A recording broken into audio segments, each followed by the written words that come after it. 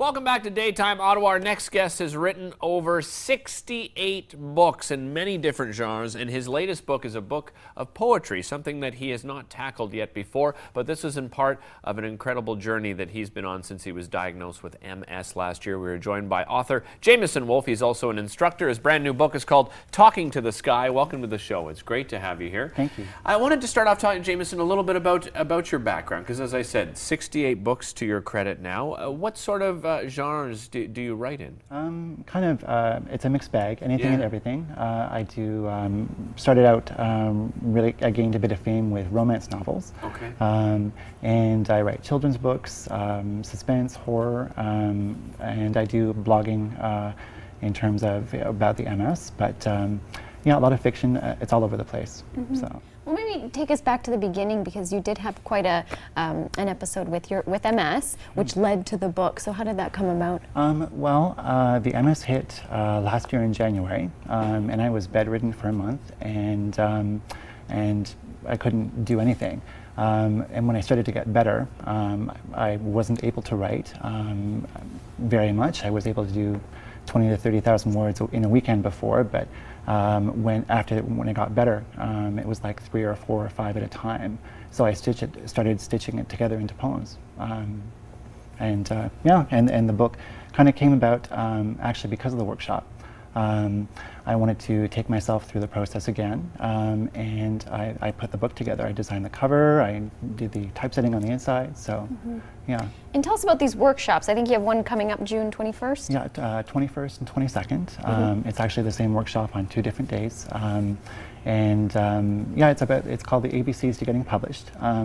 Because what I found when I started publishing books was that they don't give you a lot of information, and the information they give you online is not very complete. You know, and they're lacking certain things. They don't talk about establishing an author brand or cover design. So I, put together, and it's following 6 lessons. Establishing your own publishing company, and then designing your own cover, how to publish an ebook, paperback and a hardcover, and then how to establish an author brand, and how to promote yourself. Is self-publishing the way to go for most first-time authors, do you think? First-time or experienced authors, right? Because there are experienced authors that write more than 1 novel a year, and of course, okay. And they want to put it out. And, sometimes it's not right for the publisher. And I work with 4 of the publishers, but I write too much, so. What's the biggest challenge for an author getting published? Have you found in your experience? It's finding a publisher that really connects with what you've written. Right.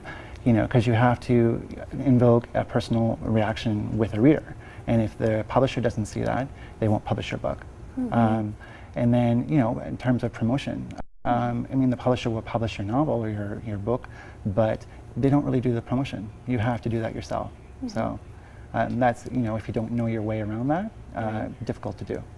So, Talking to the Sky, what types of people would pick this book up, or who are you catering to a certain person, or? The poems themselves, they're very personal, like most poetry is. It's part memoir, part journey, but it's really my first book for anybody. Anybody that's moved by poetry, moved by words on the page. It's for anybody that wants to connect. So. Is there a common theme throughout the poems?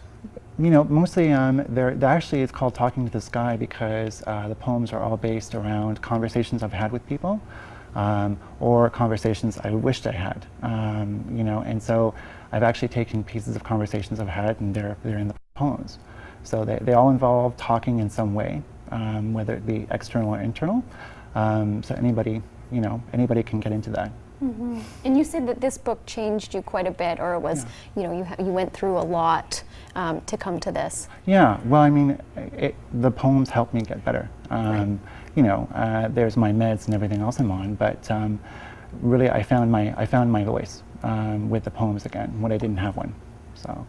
Yeah, I guess let's go back to that. So when you were bedridden for that 1 month, was it a connection with your brain that stopped you from being able to write in such, because you were writing quite prolifically. Yes, but the MS, when it hit, it causes lesions in the brain, of course. And one of my lesions, when I finally viewed the MRI, was larger than a golf ball. Wow. It was pretty big. And so for a while, I could barely talk, I couldn't eat, couldn't walk, couldn't do anything.